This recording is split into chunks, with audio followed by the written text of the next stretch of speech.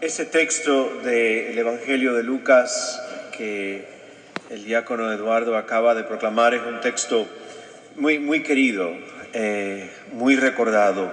La primera visita que hace Jesús en el Evangelio de Lucas a la sinagoga del pueblito donde creció, Nazaret. Lucas lo coloca al principio de su Evangelio. Marcos y Mateo lo colocan mucho más adelante con muchísimos menos detalles que los que nos da Lucas. Lucas tiene una intención y es que desde el principio del Evangelio ya Jesús empieza a manifestarse, por así decirlo, como quién es y lo que va a hacer.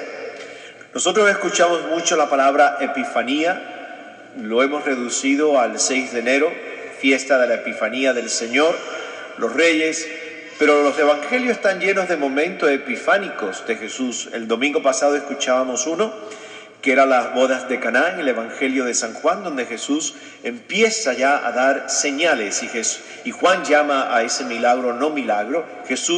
Juan a ningún milagro de Jesús lo llama milagro, lo llama señales de que en esta persona, en Jesús de Nazaret, hay alguien nuevo y totalmente diferente. El texto de hoy de Lucas, colocando a Jesús en la sinagoga, es muy parecido en ese sentido. Jesús se va a identificar con la palabra del profeta Isaías que él mismo va a leer. Ocurre en una sinagoga y ocurre un sábado, lo cual significa de que el lugar tenía que estar lleno de gentes. Por lo tanto, Jesús elige ese momento, ese día, un sábado, y elige una sinagoga y elige Nazaret para empezar a decirle a la gente quién es y a lo que viene. Es un momento, como dije, de autorrevelación, y Jesús deja bien claro que está ungido por el Espíritu del Señor para algo muy específico, para una misión y un propósito muy concreto. Va a llevar buenas noticias, va a llevar el anuncio del Evangelio a gente específica, a los pobres, a los cautivos, a los ciegos, a los oprimidos, y su misión termina diciendo: y vengo a anunciar un año de gracia, que en el lenguaje del Antiguo Testamento significa un año en que Dios perdonaba absolutamente todas las deudas, pero también nos obligaba a perdonarnos a nosotros las deudas, incluso las económicas. La gente celebraba cada vez que tocaba un año de gracia, que todo comenzaba en cero, todo comenzaba en limpio. Y Jesús dice que ha llegado el momento de un año de gracia una vez más. Pero la palabra clave, o la frase clave para entender esto es: el Espíritu del Señor está sobre mí. El Espíritu es el que le va a dar a Jesús poder y le va a dar autoridad. El Espíritu es un elemento que Lucas lo menciona muchísimo en su Evangelio, pero aún más en el otro texto que Lucas escribirá, que son los Hechos de los Apóstoles. Es la misma persona que escribió el Evangelio que llamamos de Lucas. Y llamamos incluso los Hechos de los Apóstoles el Evangelio del Espíritu Santo, porque es el Espíritu al que aparece en todas las páginas de los Hechos de los Apóstoles. Porque sin el Espíritu no hay misión. Sin el Espíritu no hay buena noticia, sin el Espíritu no hay liberación, no hay luz, no hay año de gracia, no hay año de perdón.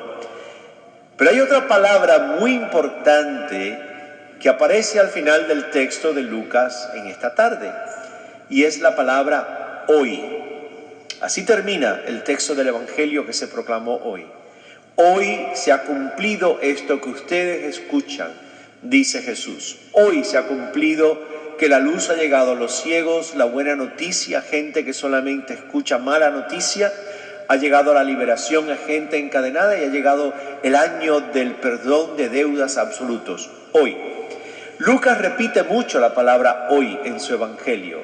La primera vez que la escuchamos es a los pastores de Belén. Hoy se les anuncia una buena noticia.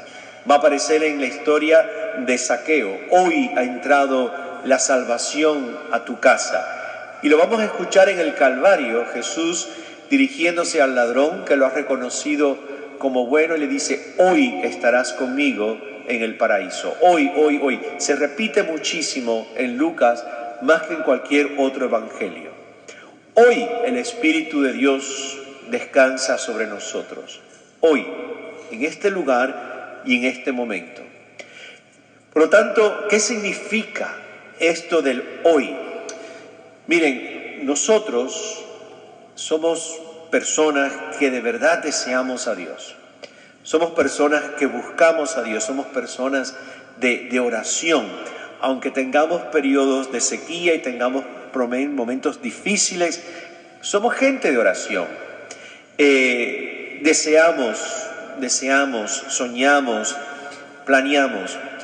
Pero hay una tendencia muy fuerte en nosotros a que todo eso lo proyectamos hacia el futuro, o cercano o lejano, pero en el futuro.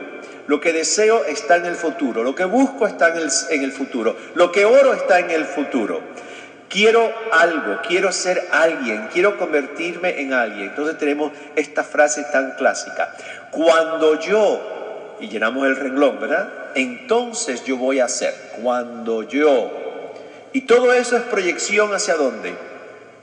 Hacia el futuro. Sin embargo, el Evangelio de Lucas repite muchas veces la palabra hoy, aquí, ahora, en este momento de tu existencia y de la mía, no en un futuro anhelado, esperado y soñado. Hoy, en este momento y en este lugar, el Espíritu de Dios descansa sobre nosotros. En mí surgieron más preguntas que respuestas, Y una de las grandes preguntas que me hice, bueno, ¿cómo Dios está presente hoy en mi vida y en la tuya?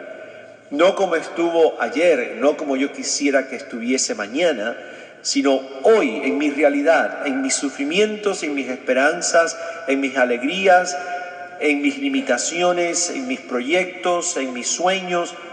Hoy, ¿dónde está Dios en mi vida?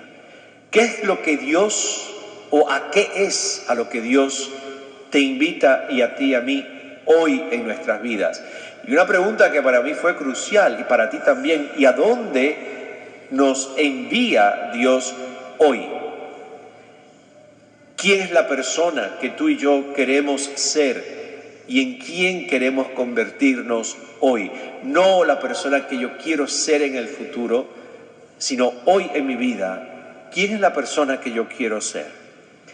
Tú y yo conocemos, lo sentimos, lo descubrimos, lo sabemos, de que el Espíritu de Dios está sobre mí.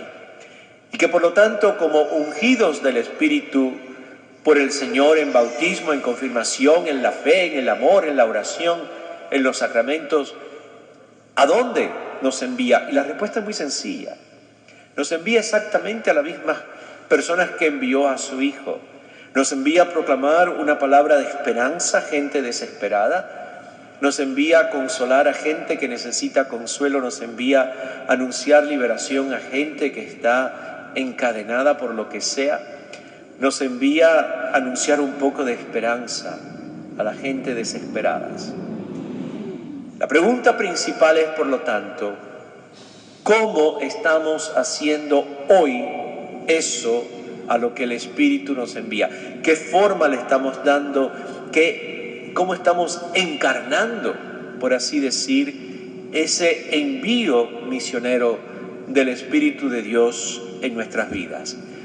Porque si no hay una encarnación, si no hay una forma concreta y específica de hacer eso que sentimos que el Espíritu que está sobre nosotros nos envía, entonces simplemente se queda en buenos sentimientos y en lindos proyectos. Tenemos que ir descubriendo hoy cómo es que yo voy a hacer lo que Dios me pide que haga.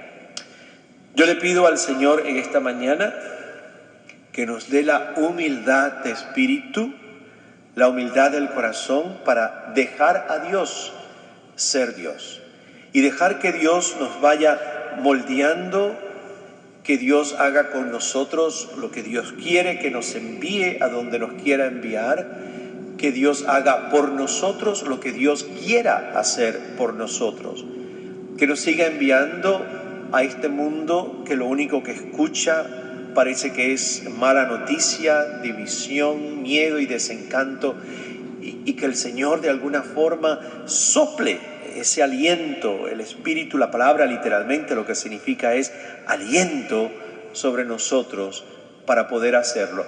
Yo estaba pensando en la misa de 10 en un momento y dije, creo que quizás nosotros, si vamos a ser mensajeros de la buena noticia, también tenemos que recibirla primero.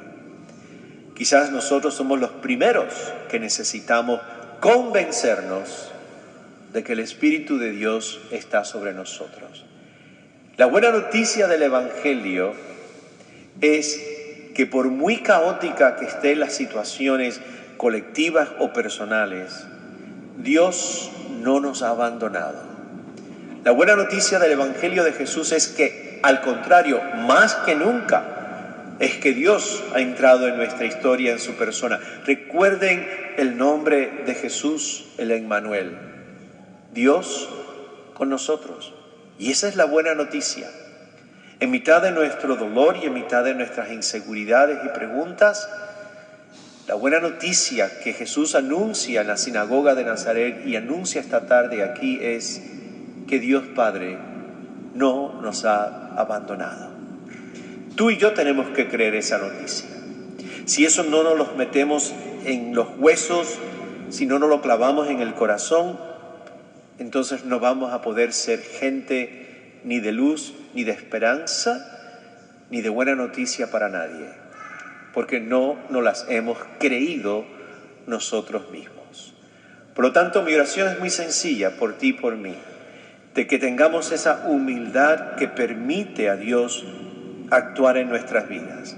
Le pido también al Señor que nos ayude a confiar y a jamás dudar de que su Espíritu descansa sobre nosotros. Porque el Espíritu, como les dije, es la fuente de la autoridad y es la fuente de la autenticidad. Sin el Espíritu no llegamos ni a Flagler, créanme. No tenemos fuerza para andar, sino simplemente andamos a fuerza de voluntad y terminamos simplemente siendo más egocéntricos que nadie.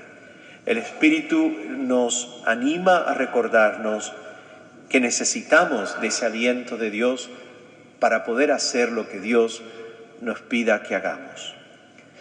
Ven, Espíritu Santo, ven sobre nosotros en esta tarde.